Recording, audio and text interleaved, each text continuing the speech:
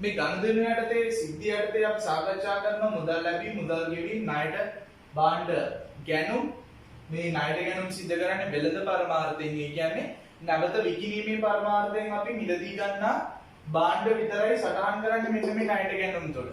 හරි අපි නැවත විකිණීමේ පරමාර්ථයෙන් අපි භාණ්ඩ ණයට මිලදී ගන්නවා නම් අපි ඒව සටහන් කරන්නේ ණයට ගැනුම් තුළ. ඒ වගේම සමහරක් වෙලාවට ණයට මිලදී ගන්න මොනවාද?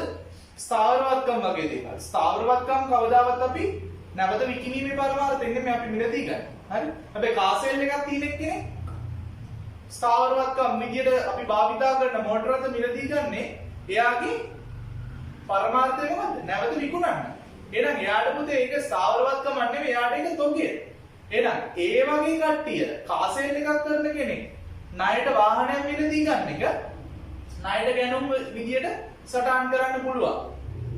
නමුත් අපිට ඒක ණයට ගැනුමක් නෙමෙයි. මොකද අපි කරන්නේ සාමාන්‍ය ව්‍යාපාරයක්, භාණ්ඩ බෙදා හැරීමේ ව්‍යාපාරයක් වෙනවා.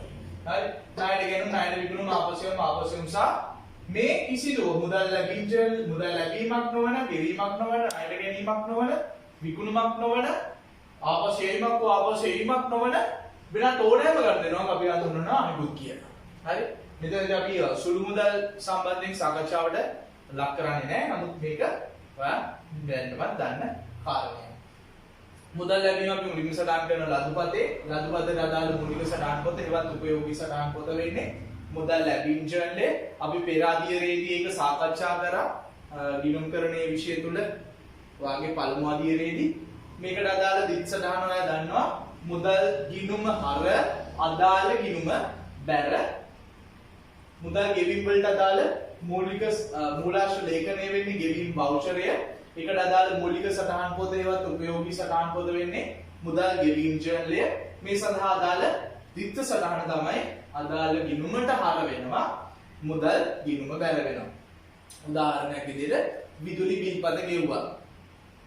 මොකද ද්විත්ව සටහන වෙන්නේ ඒ විදුලිය අපි ප්‍රථම වරට නම් සටහන් කරන්නේ විදුලිය වියදම් ගිණුම හර මුදල් ගිණුම බැර. අපිට ඔකට මුදල් පාලන ගිණුම කියලා කියන්න පුළුවන්. ණයට ගැනුම් මුලින්ම සටහන් වෙන්නේ ගැනුම් ඉන්වොයිසිය තුල ඒක සටහන් කරන මූලික සටහන් පොත වෙන්නේ ගැනුම් ජර්නලේ. ඒවා අපි සමහරක් කට්ටිය කියනවා මේකට මොකක්ද කියලාද? ණය හිමි ජර්නලේ කියලා. මේකට අදාළ දිත් සටහන තමයි ගැනුම් ගිණුම හර ණය හිමි පාලන ගිණුම බැර. මේ ණයට ගැනුම් කියවම ප්‍රධාන වශයෙන් මම මීට චුට්ට කලින් දැනුත් කිව්වා. මොකක්ද කිව්වේ? ණයට ගැනුම් කියන්නේ පුතේ මොකද්ද? වෙළඳ පරමාර්ථයෙන් භාණ්ඩ මිලදී ගැනුම්. හරි? වෙළඳ පරමාර්ථයෙන් ණයට භාණ්ඩ මිලදී ගැනුම්. ණයට විකුණුම් කියන්නේ එතකොට වෙළඳ පරමාර්ථයෙන් ණයට අපි විකුණන ඒවා. අපි භාණ්ඩ විකුණනවා ණයට. හැබැයි අපිට ඒ මුදල් ටික ලැබෙන්න තියෙනවා. අපේ විකිණීමේ පරමාර්ථය මුල් කරගෙන තමයි අපි භාණ්ඩේ ණයට විකුණන්නේ. එහෙම කිව්වොත් එහෙම මතක තියාගන්න ඕනේ මම පාවිච්චි කර හිටපු ස්ථාවරවත්කමක් විකුණනවා ණයට. ඒක මම කවදාවත් විකුණුම් ඉන්වොයිසියක් ලෙස සටහන් කරලා විකුණුම් ජර්නලයේ සටහන් කරන්නේ නැහැ. ඒක කොහෙටද යන්නේ නේද? ඒ කියන්නේ පොදු ජර්නලය හරහා ජර්නල් වවුචරයක් ඔස්සේ. හරි? මොකද ඒක ස්ථාවරවත්කම් ණයට විකිණීමක්. ඒක මගේ සාමාන්‍ය මෙයුම් සාමාන්‍ය විකුණුමක් නෙමෙයි. ණයට විකුණුම් ඉන්වොයිසිය විකුණුම් ජර්නලය සහ ණයට ජර්නලය තමයි ඒකට අදාළ මූලික සටහන් පොත් වෙන්නේ. ද්විත්ව සටහන ණය ගැති පාලන ගිණුම හර විකුණුම් ගිණුම බැර. ආපසුයවුම් කියන්නේ අපි මිලදී ගත්තුව නැවත ආපසු හරවා යවනවා. හරි? ඔයා ඉල්ලලා තියෙන පාට නෙමෙයි එයා එවලා තියෙන්නේ. හරි? ඔයා පුතේ ඇඳුම් විකුණන කඩයක් කරන්නේ ඔයා ඉල්ලනවා ගෑනු ළමයි වැඩියෙන් මාස පාට සෝස පාටි ස්කර්ට්. හරි? එයා එවන්නේ සෝස පාටින් නෙමෙයි එයා එවන රතු පාටින් පුතේ. ඔයා මොකද කරන්නේ? ඒ ස්කර්ට් ටික නැවත ආපසු හරවා යවනවා මට රතු එපා මට ඕනේ රෝස පාට කියලා. හරි? මෙන්න මේ රෝස පාට ස්කර්ට් එකක නැති හින්දා මම මේ බාණ්ඩ ටික ආපසු හරවා යවුවා. හැබැයි මම මේක ණයට මිලදී ගත්තා.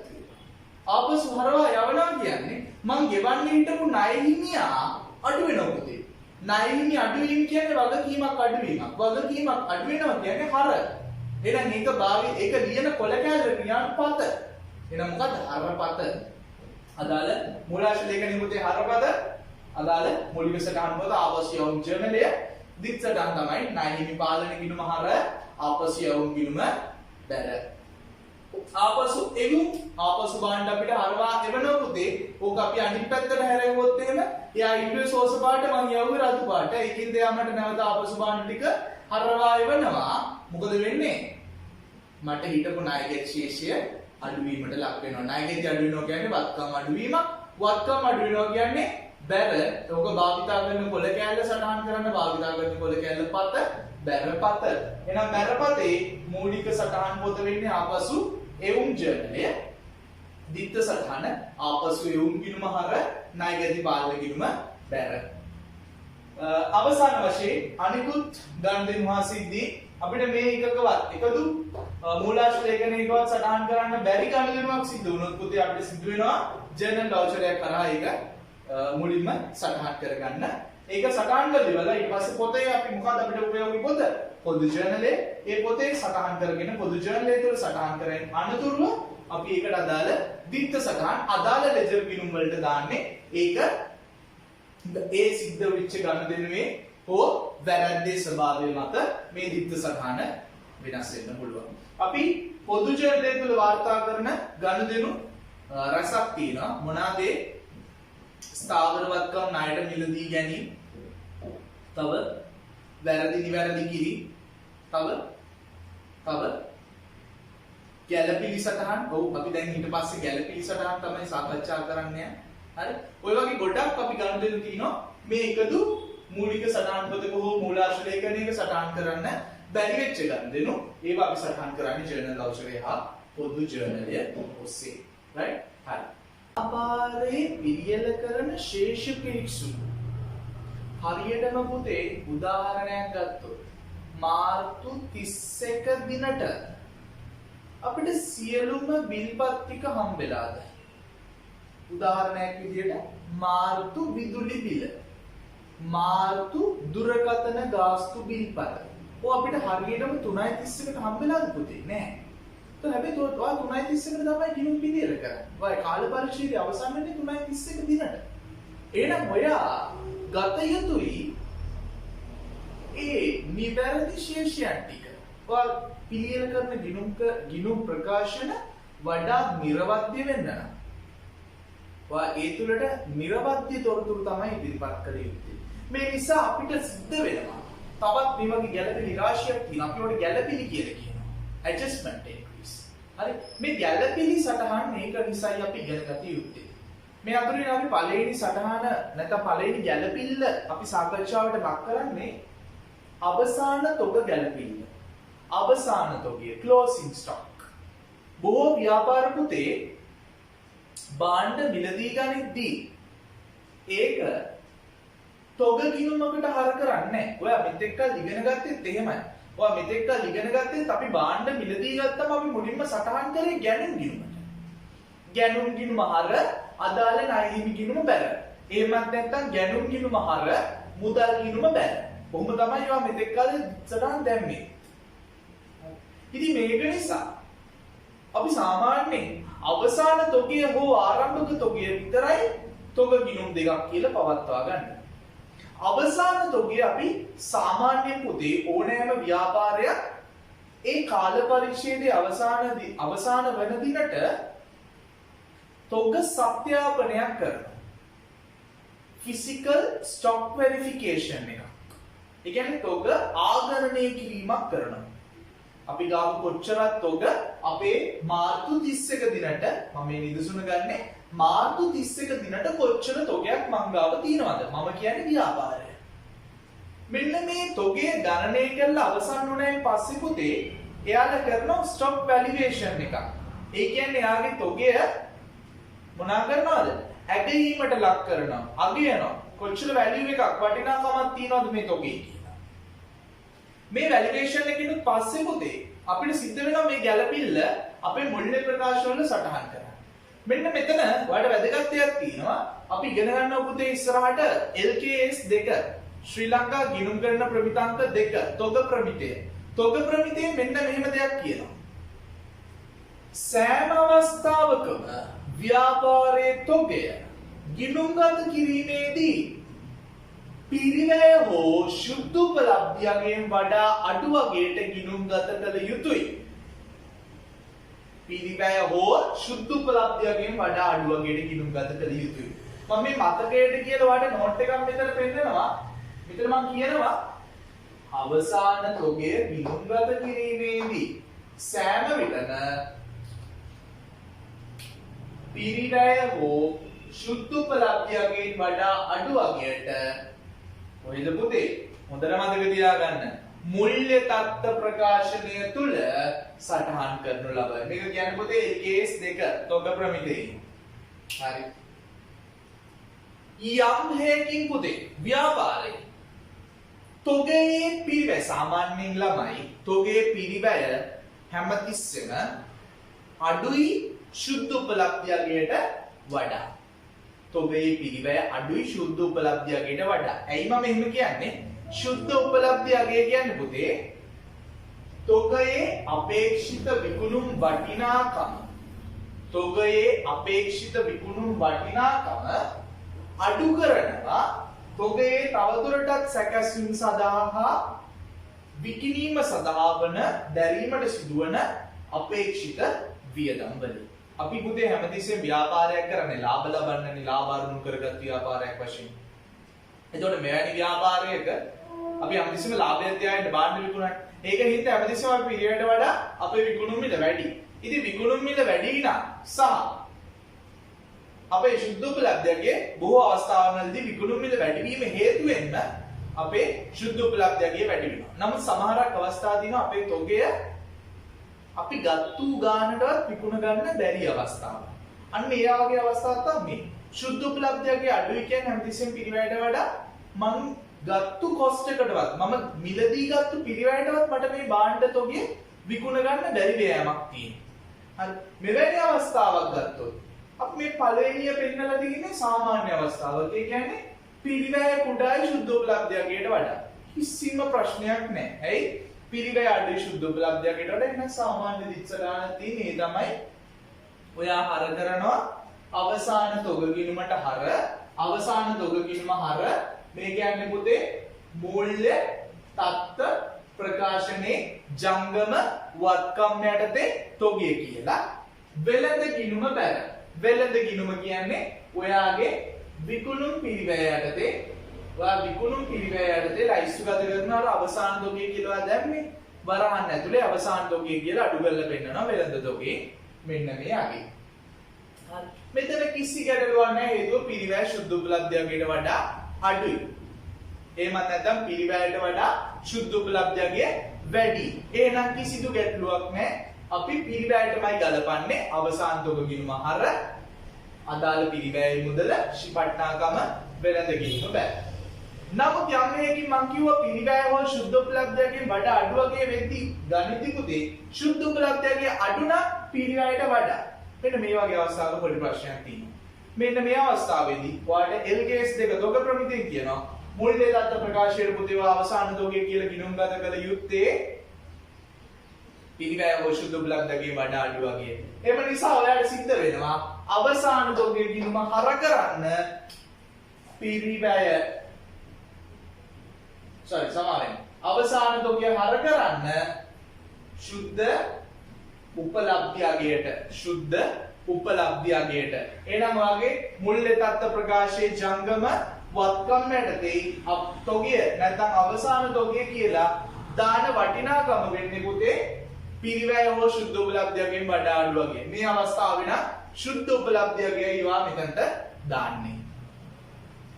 එතකොට බැර කරන්නේ පුතේ හැමතිස්සෙම ඔයා පිරිවැය අඩු වුණත් ශුද්ධ උපලබ්ධියගේ අඩු වුණත් මොක අඩු වුණත් පුතේ ඔයා වෙළඳ ගිණුමට බැර කරන්නේ අවසාන තොගය කියලා කීය විතරද? අර පිරිවැයම තමයි. අපිට එතනදී සලකා බලන්නේ පිරිවැය අඩු ශුද්ධ උපලබ්ධියගේ අඩු. හරි. හැබැයි එතකොට දැන් මේ හර බැර සටහන් දෙක අතර වෙනසක් එනවා. ඇයි? අවසාන තොගය ගිණුම හර කරේමම ශුද්ධ උපලබ්ධියකට ශුද්ධ උපලබ්ධියගේ පෙන්නන්නේ අඩු වගේක්. අවසාන තොගය වෙළඳ ගිණුම යටතේ බැර කරේ අපි පිරිවැයට පිරිවැය පෙන්නන්නේ වැඩි වගේක්. ඒක නිසා මේ දෙක අතර තියෙන වෙනස අපි හඳුනා ගන්නවා තොග කපා හැරීමක් කියලා. තොග කපා හැරීමක් කියලා. මෙන්න මේ තොග කපා හැරීම ඔයා ලාභ ගිණුමේ වෙනත් වියදම් යටතේ හර කරනවා. මේ දෙක අතර වෙනස. පිරිවැයයි සුද්ධ උපලබ්ධියගේ අතර වෙනස ඔයා ලාභ ගිණුම හර කරනවා තොග කපා හැරීම කියලා වෙනත් වියදම් යටතේ. මම මේක මෙන්න මෙතන ඔයාලට මෙමරයිස් කරන්න මතක තියාගන්න නෝට් එකක් දාලා තියෙනවා.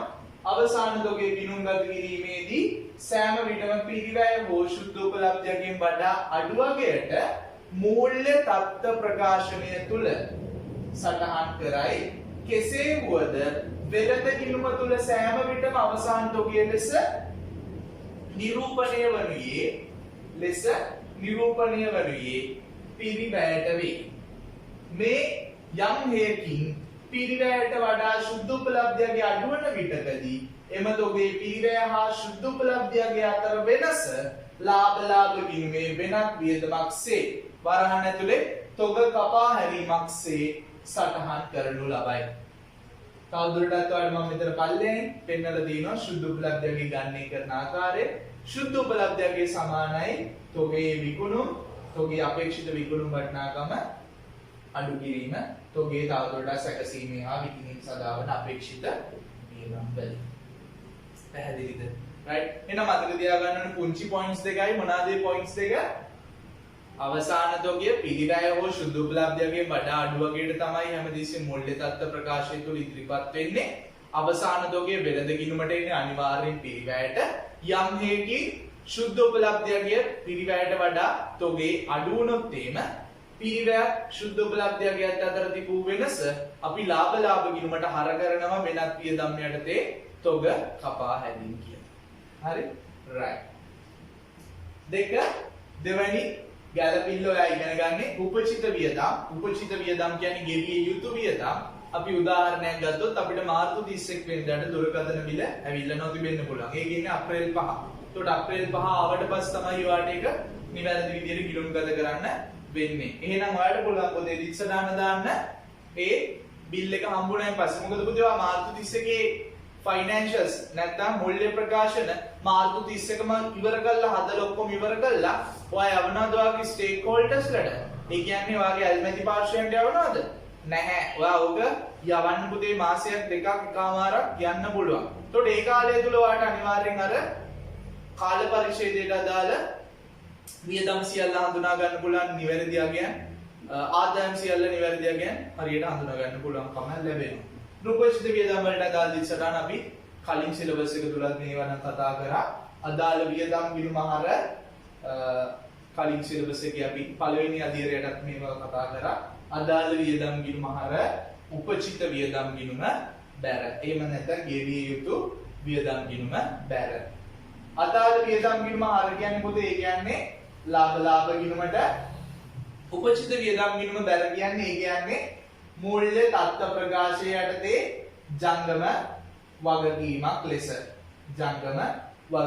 ලෙස උපචිත ආදායම් හෙවත් ලැබිය යුතු ආදායම් විත්ත සටහන වෙන්නේ පුතේ උපචිත ආදායම් ගිණුම හර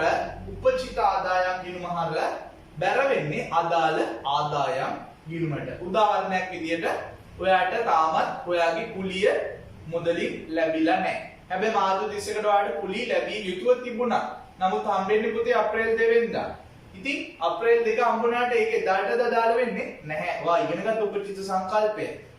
මුදල් ලැබුණා හෝ නොලැබුණා, මුදල් ගෙව්වා හෝ නොගෙව්වා, කාල පරිච්ඡේදයට අදාළ සියලු ආදායම් සහ වියදම් අපි ගිණුම් ගත කළ යුතුයි. එහෙමනම් ඔයාට ලැබිය යුතු කුලිය ආදායම් නැත්නම් උපචිත කුලිය ආදායම් ලෙස ඔයාට හර කරන්න පුළුවන්.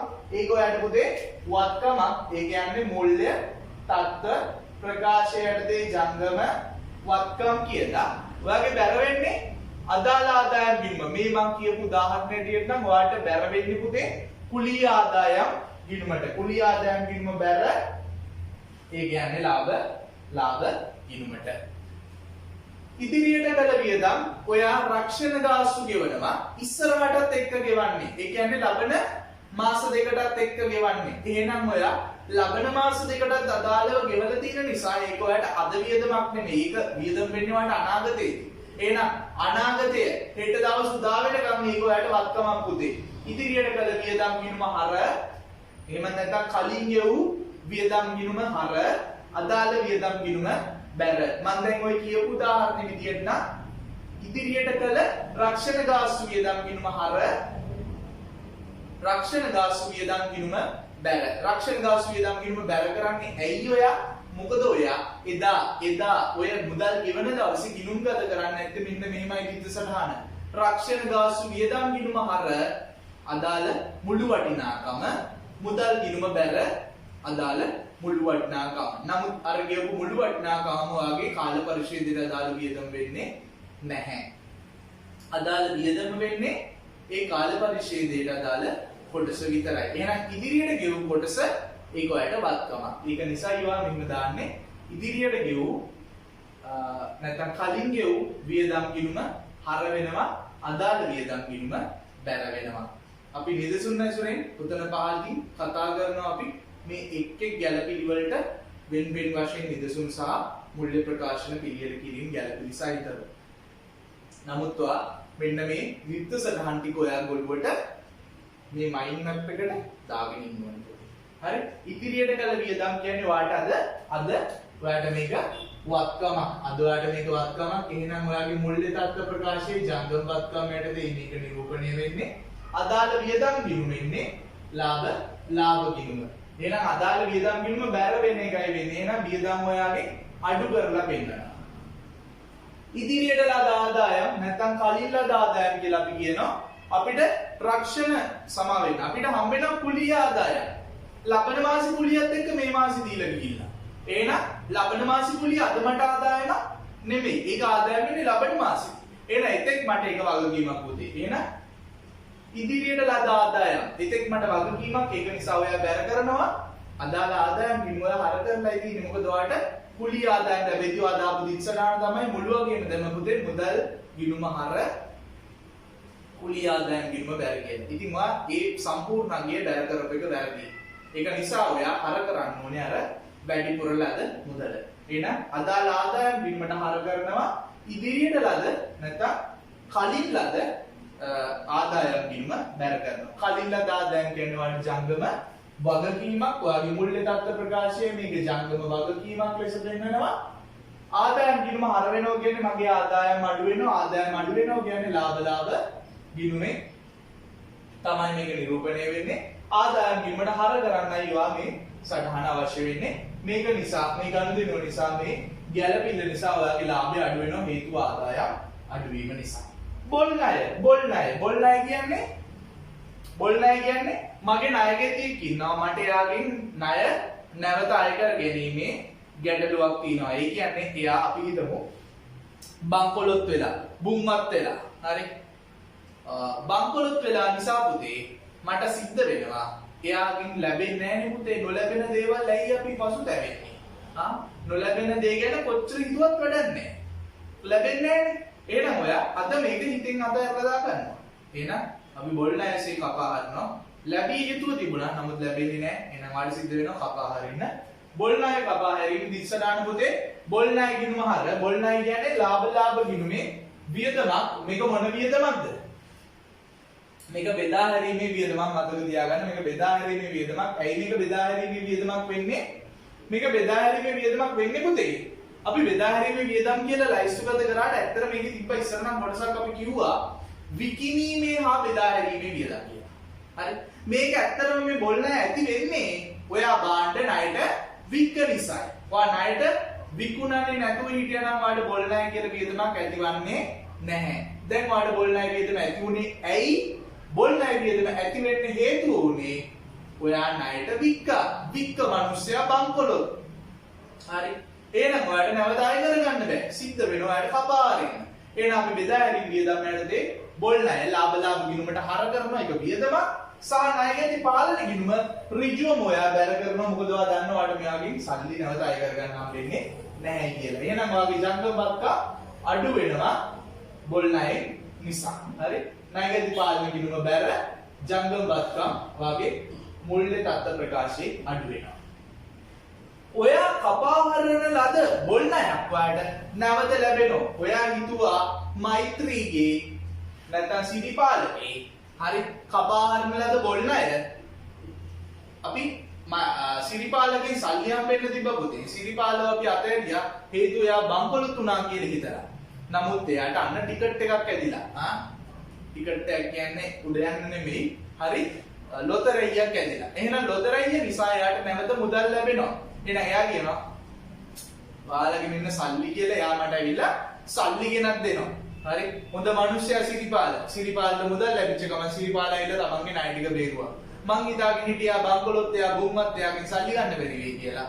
නමුත් ඔයා කපා හරින ලද බොල් ණය නැවත ඔයාලට ලැබුණා. එහෙනම් ඔයාලට පුළුවන් ඉතා සතුටින් ඔයාලට පුළුවන් මේ දිස්ස දාන්න මොකද කපා හරින ලද බොල් ණය නැවත ලැබී එම වර්ෂය තුලදීම නම් ඔයාලට ලැබෙන්නේ ඔයාලට පුළුවන් අර කපා හරින ලද බොල් ණය දිත්ත සටහන රිවර්ස් කරන්න. ඒක රිවර්ස් කරනවා කියන්නේ අර කලින් දාපු දිස්ස දාන නැවත කඩ පිට ගන්න. නායකදී පාලන කිනු මහර කරා බොල් ණය කිනුම බැල කරා. එහෙනම් බොල් ණය කියලා වියදමක් අපිට තිබුණේ නෑ හා සමානයි. ඊට පස්සේ ඔයාලට හම්බෙච්ච මුදල් ප්‍රමාණය මුදල් පාලන කිනු මහර කරා තවදුරටත් එයා නායකදී කිනුම තියන්න බෑ. හේතුව එයා දැන් අපිව සෙටල් කරලා තියෙන්නේ. ගෙවලා පියවලා තියෙන්නේ. එහෙනම් නායකදී පාලන කිනුම වලට බැල කරන්න පුළුවන්කමක් තියෙනවා. කෙසේ වුවත් අපි කපා හරිනද බොල් ණය හරි මේ අවුරුද්දේ තමයි අපි සිරිපාල බොල් ණයසේ කපා හැරියේ. නමුත් එයාට අර ලොතරැයිය දෙන්නේ පුතේ ඊළඟ ගිණුම් වර්ෂය තුල. එහෙනම් ඊළඟ ගිණුම් වර්ෂයේ තමයි එයාට මුදල් ලැබුණා කියලා අපි දැනගන්නේ. සහ එයා මට මුදල් නැවත ගෙනල්ලා පියවන්නේ. එහෙනම් එයා මට මුදල් පියවන අවස්ථාවේ නැවත පුතේ අර දාපු දිත්ත සටහන් රිවර්ස් කර ඉන්න ඕනේ නෑ. මොකද ඒක දැම්මේ අපි ගිය අවුරුද්දේනේ. එතකොට ඔය ආයෙමත් ගිහින් ඒක රිවර්ස් කර ඉන්න ඕනේ නෑ. ඔයාලට පුළුවන් ඍජුවම ඒක ඔයාලට හම්බ වෙනවා මුදල්.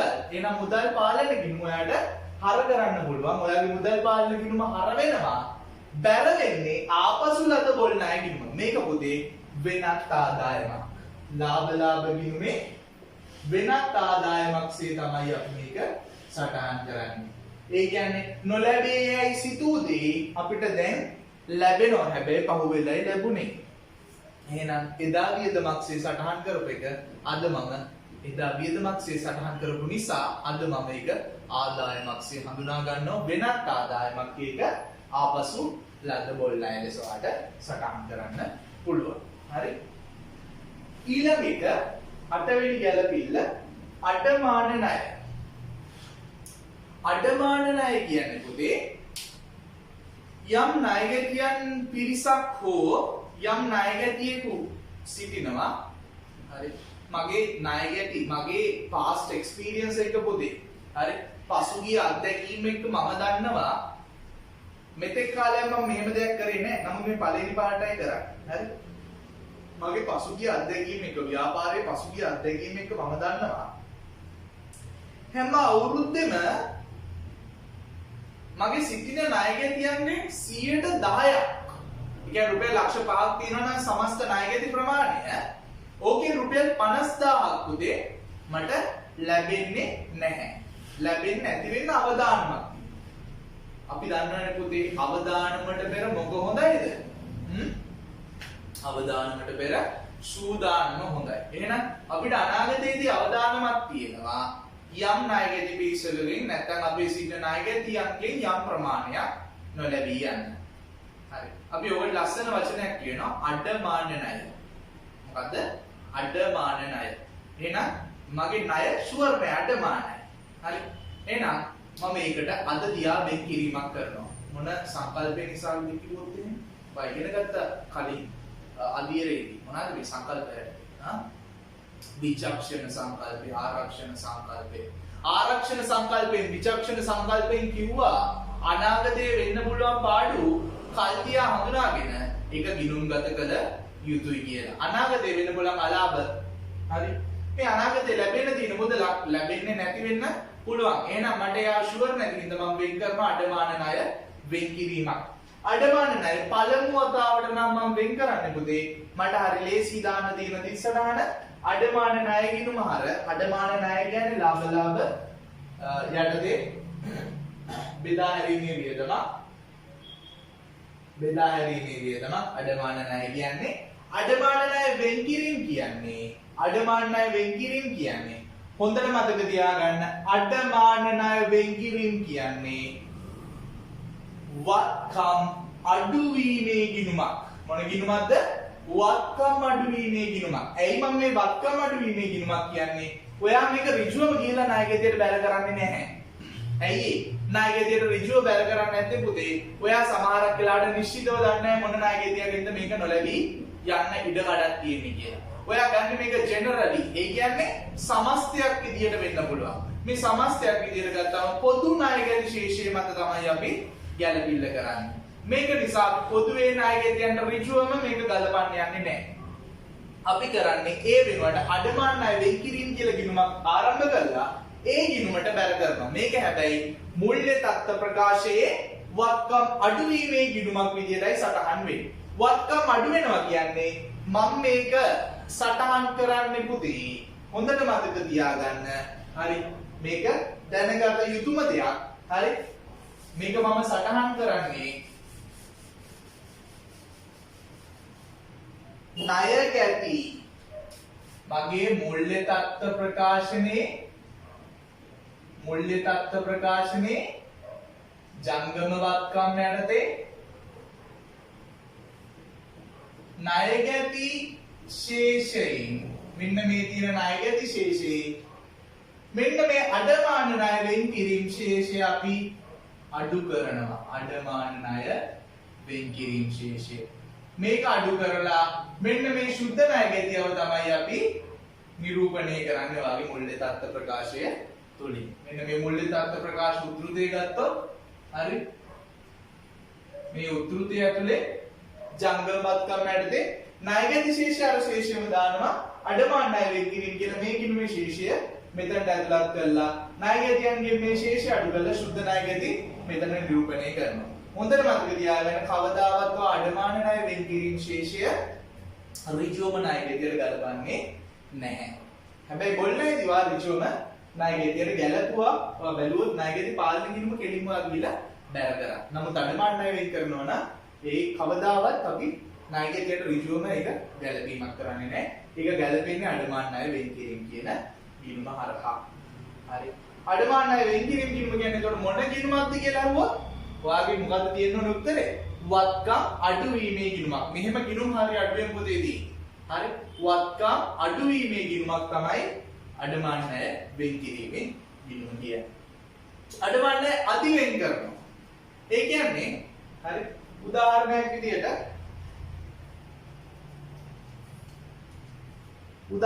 විදියට ගත්තොත් ළමයි හරි අපි මේක සංඛ්‍යාත් එක්කම ඕනනම් යමු. හරි සංඛ්‍යාත් එක්කම මේ පළවෙනි අවස්ථාවට අදාළව ඔයාගේ ණයගැති ශේෂයේ තිබ්බේ රුපියල් ලක්ෂ 5යි. ණයගැති ශේෂය ලක්ෂ 5යි.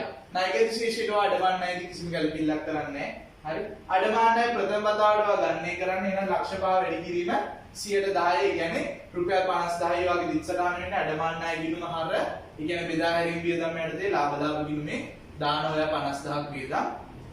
අඩමාන ණය වෙන් කිරීමේ ගිණුම බැර. එහෙනම් ඔයාගේ අඩමාන ණය වෙන් කිරීම මෙතන අඩු වෙන්නේ රුපියල් 50000ක්. සුද්ධ ණයගැතිය පෙන්නන්නේ 4,50,000ක් විදියට. මේ පළවෙනි අවස්ථාවට අනුව. නමුත් දෙවෙනි අවස්ථාවට අනුව ඔයා අඩමාන ණය 50000ක් වෙන් කරාට පුතේ හරි. ඔයා ඊළඟ අවුරුද්දට යද්දි ඊළඟ අවුරුද්දේ ඉන්නවා ණයගැති 4,50,000. ඔයාගේ ගැළපෙන්න තමයි අඩමාන ණය වෙන් කරන්න හැමතිස්සෙම 10%ක්. ඒ කියන්නේ ඔයාගේ ඉන්න ණයගැතියන්ගේ 4,50,000න් අඩමාන ණය කියන්නේ හොඳට මතක තියාගන්න අඩමාන ණය කියන එකේ තේරුම ලැබෙන්නත් පුළුවන් නොලැබෙන්නත් පුළුවන් කියන දේ. හරි මේ 50000 වෙන් කරයි කියන එකේ තේරුම 50000 මට කවදාවත් ලැබෙන්නේ නැහැ කියන එක නෙමෙයි පුතේ. ඒක හොඳට මතක තියාගන්න. හරි ලැබෙන්නත් පුළුවන් නොලැබෙන්නත් පුළුවන්. අර අවදානමට පෙර සූදානම තමයි අපි සිදු කරේ. ලබන අවුරුද්දේ ඊළඟ අවුරුද්දේදී ණයගේ තිබුතේ 4,50,000යි. ඔය අඩමාන ණය වෙන් කළ යුත්තේ 10%යිනේ. අඩමාන ණය මේ අපි 10% කියලා ගන්න පුතේ මේක අනිවාර්ය නිශ්චිතකයක් නෙමෙයි යා. ඒ ව්‍යාපාරයට පුළුවන් තමන්ගේ පසුගිය අත්දැකීම් එක්ක මේක 10%ද 105ද 102ද 101ද ඕන අනුපාතයක් තීරණය කරගන්න. ඒක ව්‍යාපාරයේ අත්දැකීම් අනුවයි ව්‍යාපාර තීරණය කරන්නේ. අපි අඩමාන ණය 4,50,000 10%ක්.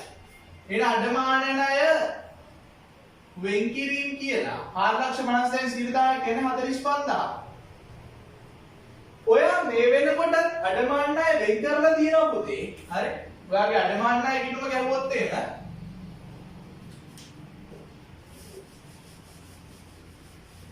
ඔයාගේ අඩමාන ණය කිනුම ගැහුවොත් එහෙම අඩමාන ණය වෙන් කිරීම කියලා ඔයා ආරම්භක ශේෂය දීපු ඔයාගේ 50,000 ශේෂය ඊගේ 50,000. නමුත් අවසාන ශේෂය තියෙන්නේ 45,000යි. එහෙනම් පාගේ 45,000යි.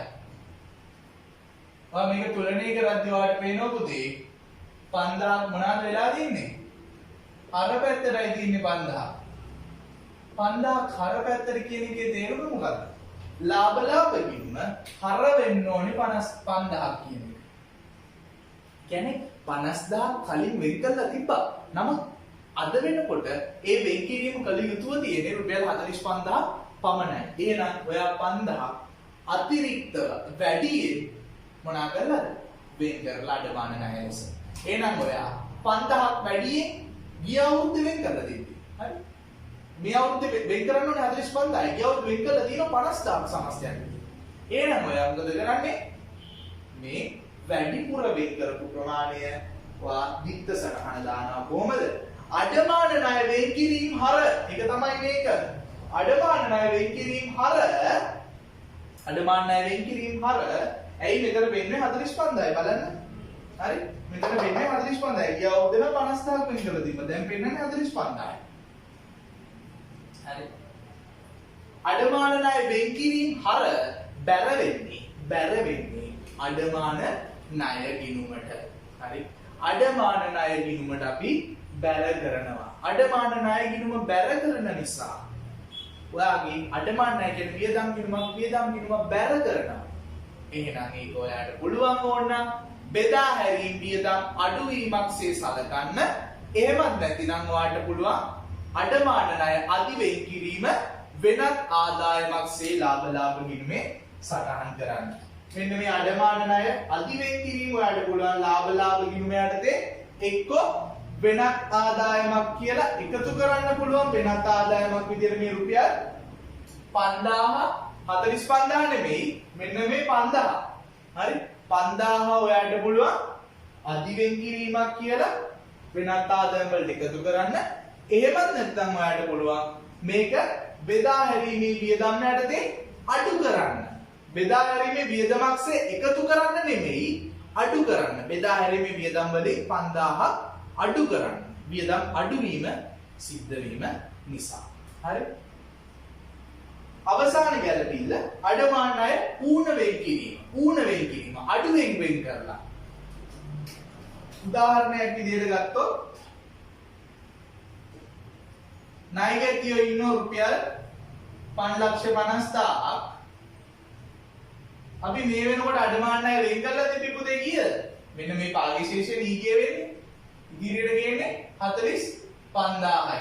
නමුත් 5,50,000න් 10% කියන්නේ 55,000ක් වෙන්න ඕනේ අඩමාන ණය ගිණුමේ අඩමාන ණය වෙන් කිරීම ගිණුමේ ශේෂය. ඒ කියන්නේ 55,000ක් තමයි 55,000ට තමයි යොග තුලණය විය යුත්තේ. එහෙනම් ඔයාගේ ලාභ ගිණුමට මොකද වෙන්නේ? හර වෙනවා. ලාභ ගිණුමට හර වෙනවා රුපියල් 10,000ක්. අඩමාන ණය ගිණුමට අඩමාන ණය වෙන් කිරීමේ ගිණුමට බැර වෙනවා රුපියල් 10,000ක්. එහෙනම් අඩුවෙන් වෙන් කරලා ඌණ වෙන් කිරීමක්. එහෙනම් ඔයා මේ අඩුවෙන් වෙන් කරපු ප්‍රමාණය අද වියදමක්සේ හඳුනාගත යුතුයි. මොකද කරන්නේ?